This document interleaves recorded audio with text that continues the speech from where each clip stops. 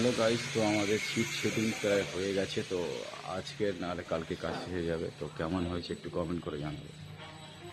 আর আমাদের এই অ্যাড্রেসে যোগাযোগ করবে, কোনো কাজ বাজ থাকলে আমরা করবো, কোনো অসুবিধা নেই। অনলাইনে কোনো যদি সেটের কাজ বাজ থাকে তো আমাদের সাথে যোগাযোগ করতে পারে, কোনো অসুবিধা নেই।